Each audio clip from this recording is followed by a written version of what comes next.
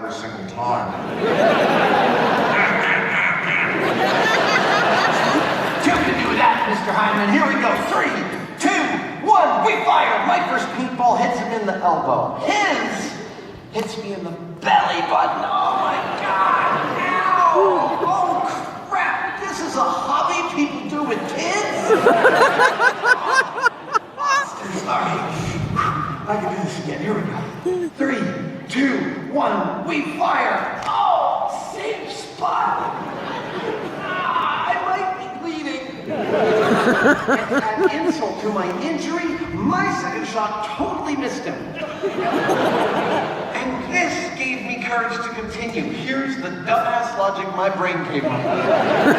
My brain was like, well, you were pointing the gun right at him, and yet the paintball went off angle. That could be because the paintball had an irregularity. There could be a bad batch. There could be a bunch of them. There could be a bad paintball in Jamie's hopper right now. Why don't you go one more time and see if you get a freebie? Right. It's logic like that is why Las Vegas exists.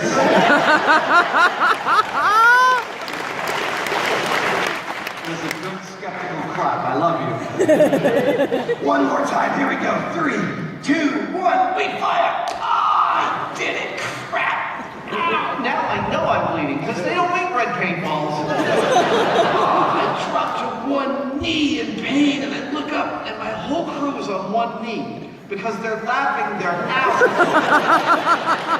I can't take it anymore. Uncle! Jamie does not even gloat. He's like, all right, well, let's move on.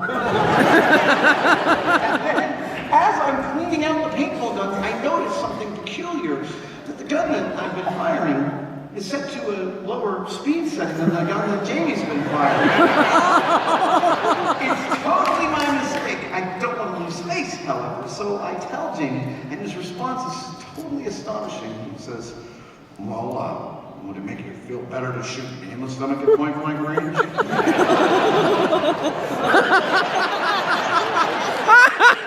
Yes, I'm pretty sure it would make me feel better.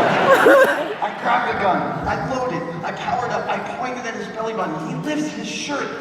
This is a terrible thing to do to somebody. But I still do it. Bang! And the market leaves is awful and black and blue and starts to bleed and he looks down and he goes, you're right, that hurts. Twice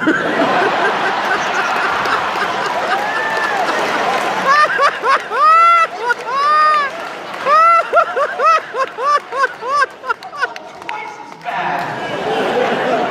If I had to play paintball, if I was forced by someone to play, I'd opt for total coverage. This is what I would consider minimal paintball coverage to play. Hello, young man. What's your name? Ian. Nice to meet you, sir. How do you like wearing 80 pounds of steel there? It is heavy. The heaviness actually worked in its favor for me. The first time I wore this suit of armor, it's my personal suit, was underwater. Check this out. I'm in the Bahamas with about 60 sharks. We gathered them by chugging the water with blood and fishnets all morning. And I feel invincible because mostly I'm carrying a sword. I don't understand a character because on the face of it, it's really quite ridiculous. But then you start to think about it and you go, you know, that kind of makes sense.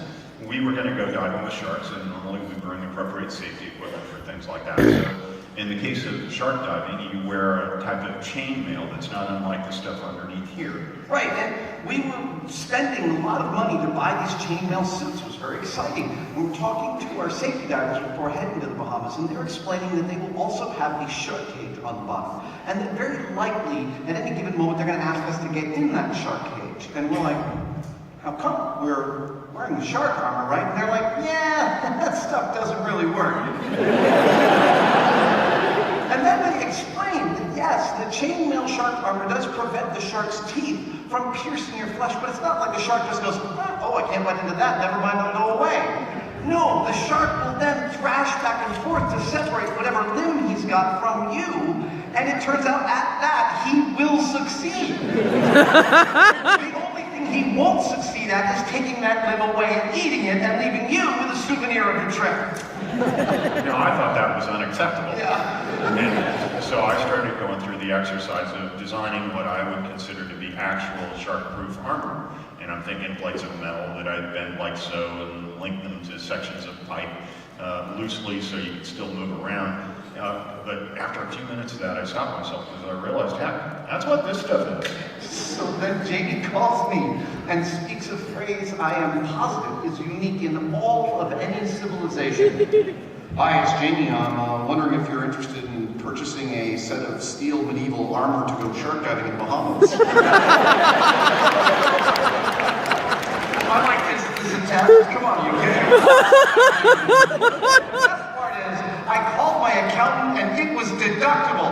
Booyah! He's been here, big man, showing his arm.